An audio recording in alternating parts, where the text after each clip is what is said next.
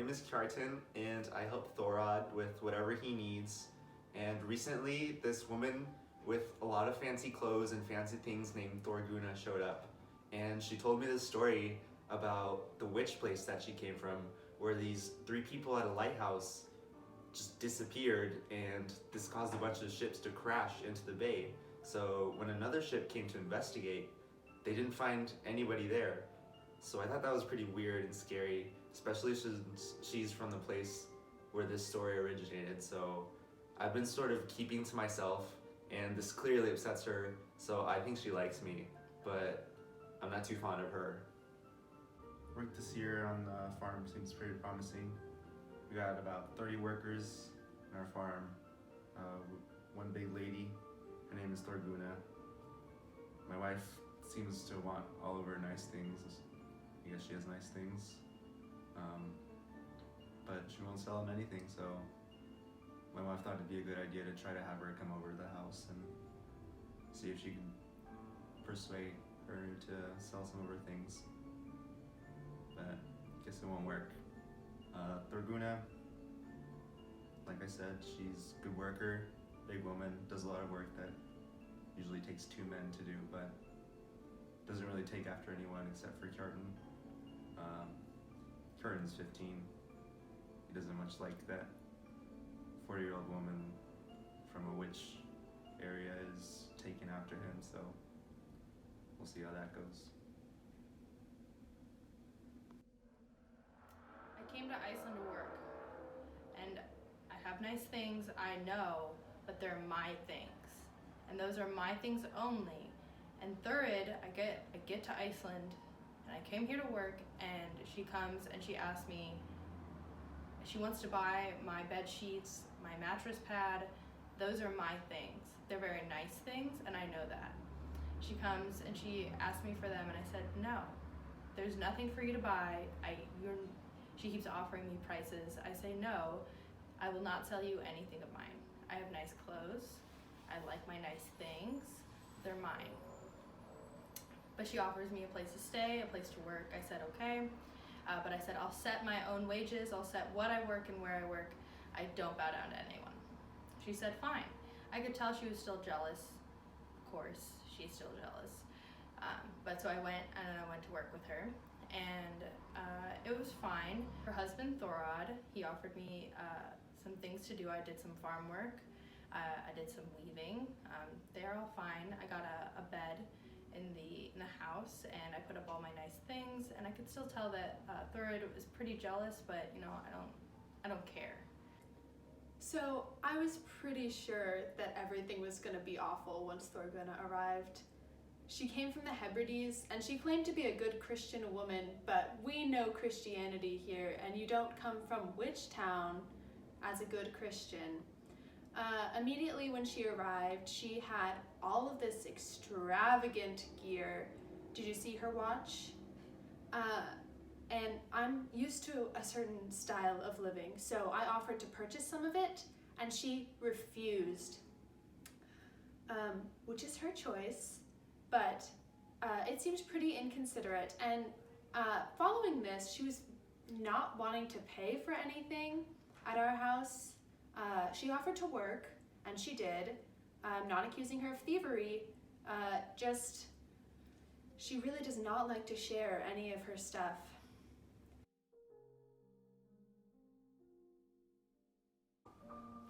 So one day, I heard from the other people working with Thorod that a cloud came and started pouring down, and while everyone else got soaked, Thorguna got soaked in blood, and now she's sick. So she called me over to see what was going on, and it turns out that she wants me to do some things for her. She's got a will and everything, which is kind of weird, but also sad, because I'm pretty sure she's gonna die from this bad omen. She gets sick, so we tend to her for a while, but she just doesn't get better, and pretty soon she's telling me her will, what she wants me to do with the things after she dies. And shortly after she dies, she's just, the one thing that she really wanted me to do was to burn the things all of her bed furnishings, her mattress, that kind of thing. She just wanted it gone. So yesterday, Thorgunna got sick and died, which was a shock to all of us. Much less of a shock was how much of a drama queen she was about where she needed to be buried. She's proven herself to be a good Christian woman, clearly, because she's making our servants cart her all the way across the country to the proper burial ground. And then I go into the main room of the house and I find my husband burning her things, which is ridiculous. These things are worth so much money. They're so extravagant. It's preposterous to burn them. We don't waste things in this household. So I went up to my husband and I told him not to burn them, that we should keep them. And he tried to argue with me. He said that Thorgunna had specifically asked for them to be burned. But what is she gonna do? She's gone. It's just a waste to burn these things. So we kept them.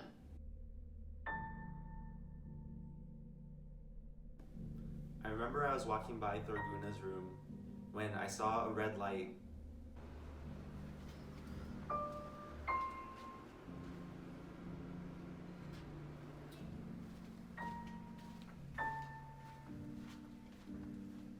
I immediately told Thorod about this, and he just told me to stay away, and the rest of the house was not allowed to go near the room. The shepherd went in there, and soon after he got sick and he died.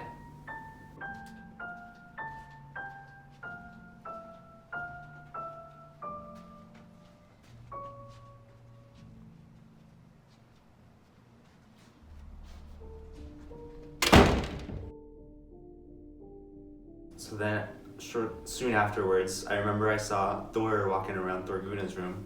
So I decided for some reason to just follow him, see where he was going.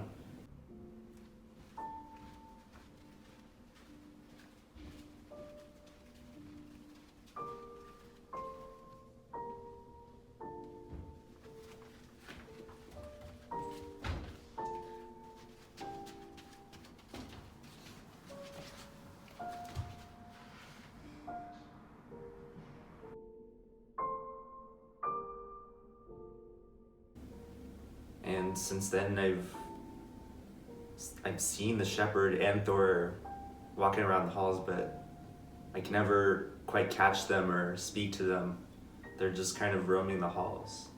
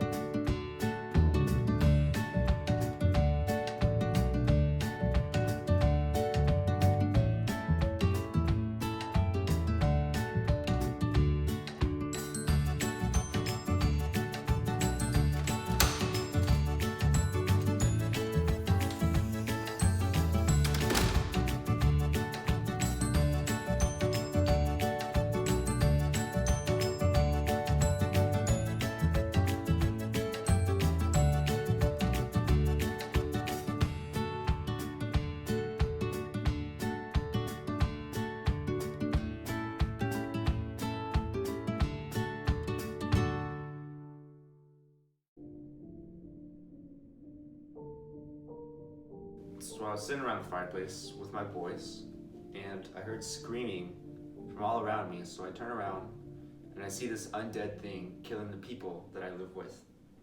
As soon as I heard this, I jump to my feet, and I run over there. But as I'm running over there, I see other people have gotten to the zombie first, and they're trying to kill the zombie. But nothing they do works. They hit him, the zombie strikes back, and they die immediately. So I go over there as fast as I can, and I punch the zombie.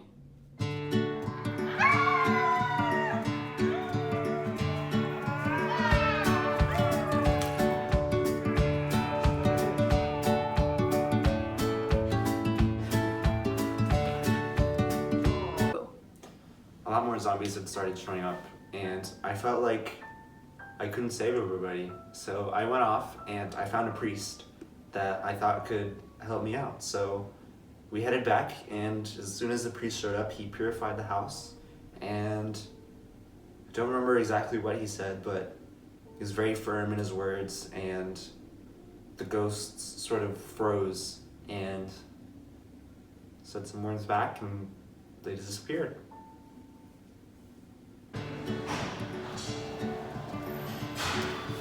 You were right, Kjartan. The ghosts have infected this house. We must purify it. Ghosts, be gone! You are trespassing here, and you need to leave.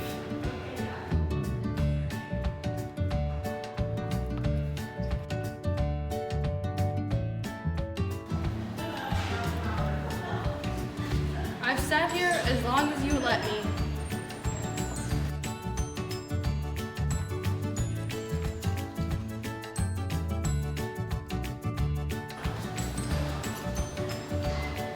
I'll go now, and it seems I should have gone sooner. There's like 7 people in my house. There used to be 30. They're all dead. But now, everything's been pretty calm. I'm pretty sure Thorod died, so that means I'm the man of the house.